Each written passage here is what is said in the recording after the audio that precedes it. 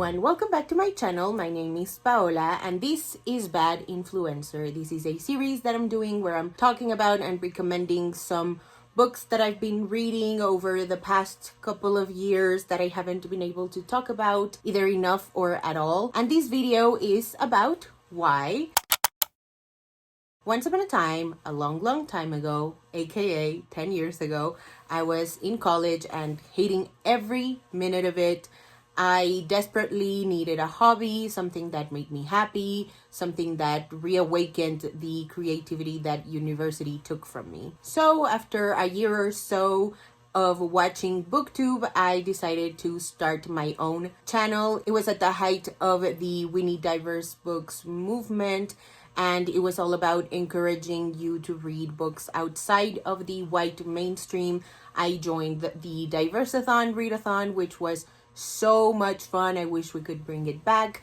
And in between that, I was also watching Christine from Paul and Bananas Books, Emma from Emma Books, Ariel Bisset, Christina Marie just from Squibbles Reads, and many other booktubers. I obviously read the books that they recommended. I joined book Twitter, RIP, always in our hearts. And I also started sharing bookish content on my personal Instagram account. Fast forward to 2020, COVID hit, and I decided to just go full out on book content and book advocacy. So I did Video Every Day April. I was a part of Social Distance Book Fest. Shout out to them. That panel with all of those incredible Latinx authors literally changed my life. I also did Latinx Heritage Month Book Fest, which was a lot of fun. I started doing author interviews and a lot more of Theater Thursday videos.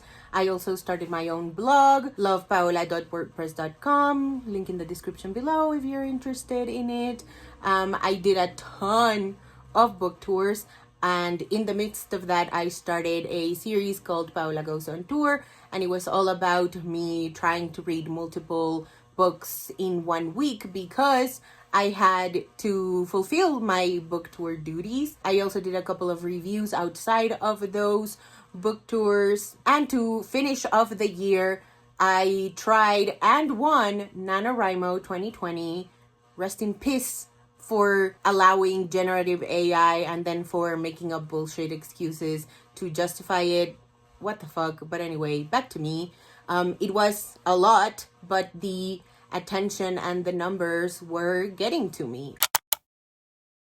In 2021, I quit the pursuit of my master's degree. I got a tutoring job that took most, if not all, of my energy. I was still doing author interviews and book tours, but they were super half-assed. Like, I'm really not proud of those author interviews or of those book tours, some of which I never even got to do. Like, I didn't even fulfill my book tour duties because I was just overwhelmed and my tank was empty. That year, I also started a podcast with my friends Adriana and Marianne. It was called Mapping the Tropes, and it was honestly one of the highlights of the year. And I also worked on a rereading project that I didn't tell anyone about just because I don't know, I was way too in my head at that point about what my role was as an influencer on the internet, what I was allowed and not allowed to talk about, what I was allowed to share or not share about my own like reading and spending habits. I don't know. I was overthinking. It was bad. I was in a really bad place. And then in 2022, I became my grandparents' caretaker. I put it in big quotations because I do live with them and I do take care of them, but like I am mostly just like running errands, driving them to the bank and back, driving my grandma to church and back, you know, like simple-ish tasks. But that new responsibility meant a lot of shifting around. Like I no longer had a schedule and I didn't know what my boundaries were in terms of what I was allowed to say or like where I was allowed to draw the line. It took a lot of adjustments in terms of finding time to read and to film and to just like do my bookish routine, so to speak. In 2022 or between 2021 and 2022, I applied to a bunch of jobs and internships in the publishing industry and was rejected by every single one of them. I also went on a diet that ruined any and all progress that I had made with my self-esteem, my self-image. It all went down the toilet. 0 out of 10. Do not recommend.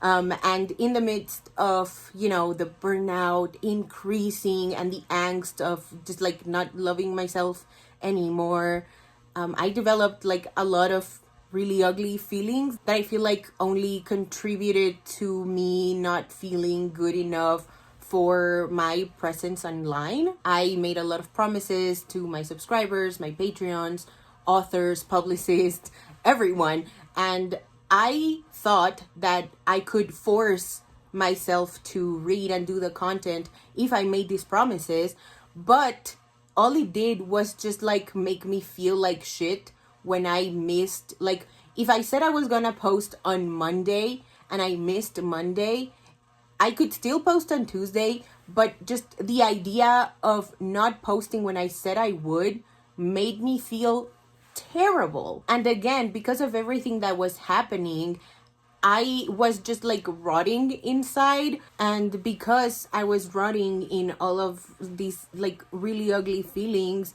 I started to think like, what even is the point of doing all of these? Like, are my author interviews that good? What about my reviews and my Theater Thursday videos, my recommendations? Like, is this worth it? And honestly, outside of the podcast, one of my other big highlights was my People of Color in Publishing mentorship. Shout out to Roma. She was fantastic as a mentor. I loved the conversations that we had about the industry and what we could do and what it was being done in order to change the landscape a little bit and diversify it. I also went to Houston to celebrate the release of Ana Mariano's It Sounds Like This. That was such a phenomenal trip. Big shout out to Ana.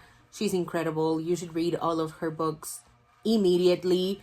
And the other big highlight was launching Novelty Indie and starting my Patreon, even though I barely promoted it. In 2023, I fully admitted defeat. I quit my bookish volunteer job, and in getting all of these like traditional publishing job rejections, I sort of realized that the only way that I could solve all of my like self-esteem issues at the time was just like by walking away. And so I did. I was just really tired of feeling worthless and disposable when I knew I was not worthless or disposable. And I think any publishing house would be lucky to have me, not gonna lie. But it just wasn't in the cards for me. And so I decided to quit that pursuit of, the publishing 9 to 5. And so I started focusing on Novelty Indie. And focusing on Novelty Indie, I did. I posted nearly daily. I didn't take weeks off or days off. I also completely neglected my Patreon. And guess what happened in the end? Burnout hit me even harder. So I'm just going to read a little bit of what I wrote in one of the very few newsletters that I put out on Patreon that year. I've been struggling to find, quote, the right way, unquote, to create content. I have an existential crisis every time I'm filming, editing, making a post for Instagram, dwelling on not being good enough because I'm not talking about new releases or trying the white books TikTok raves about, dwelling on my aesthetic being ugly or not representative of me or just plain bad. That on top of how the algorithm works, on not allowing breaks, on having to post every fucking day so your post gets views. Let me be clear, I don't dream of large numbers, but I do hope the people who follow me see the things that I'm making. That's the whole point about sharing your work online. And then there's the consistency issue. For the past 2 years, I've tried everything to post regularly on YouTube because it's my preferred platform, but nothing works. Not my schedule, not my to-do list, not the promises I keep making and breaking. Every effort has proven to be futile. So this is me attempting the Jeanette McCurdy way and have no pressure at all whatsoever. To quote her, "Come join me attempt to put zero pressure on myself. I'll film when I can, edit when I can, post when I can, and I hope you stick around for the ride. And that's exactly what I did. 2024 was the year I healed. I started out by just having one goal, and that was to earn the purchase of the Grishaverse books. Basically, I wanted to read as many books that I owned as possible to justify buying the Six of Crows duology and later the King of Scars duology. So in the middle of January, I introduced a newsletter series on my Patreon. It was called Journey to the Grishaverse, and it went from January up until April, and it matched the date in which my Storytel, my audiobook subscription of choice deal ended. And I read 25 books. I feel like I didn't feel as accomplished as I should have been. Like 25 books in, I think it was 4 months. That's a lot, but I feel like I didn't celebrate it enough. When that series, Journey to the Grishaverse, wasn't working for me anymore or as much, I switched it to the Enchanted Readers Alcove. That newsletter was a mostly weekly newsletter on Patreon as well, and it was in the same vein of Paola Goes on Tour. But it wasn't until Latinx Book Bingo that I realized how much I missed making an effort. At the end of the readathon for the newsletter, I did a little bit of a retrospective and I showed the books that I had read since 2018, which is the year when Sophie and I started the readathon. 2024 was by far my best year, and I'll just share a little bit of what I wrote then as well. Nothing felt as good as finishing Undead Girl Gang by Lily Anderson. It was the third book I finished for the bingo, but the first one from my owned books TBR. I realized the euphoria also came from trying. I wish I could express how unbelievably accomplished and unstoppable I feel. Doing that gave me hope for the final months of 2024 regarding not just reading, but also doing content outside of just Patreon. So in December, I made a list of all of the videos that I had done since 2020 and evaluated the kind of content that I could commit to, including this series. I mourned my ability to make vlogs and decided that I could commit to YouTube for recommendations, my blog for wrap-ups and review adjacent type of stuff, and still keep my bi-weekly newsletter over on Patreon. That to me sounds like a good balance between video and written content. And the most important part is that I can do it as many or as little times as I want. Novelty stuff is still pending, but I'm aiming for like mid-spring, beginning of summer deadline. Like it's a loose deadline, but I do want to revive that social media space. With that being said, welcome to Bad Influencer, a series in which I share all the books that I haven't talked about enough or at all, categorized neatly by the things that they have in common. I hope you really enjoy. I'll see you next time. Bye.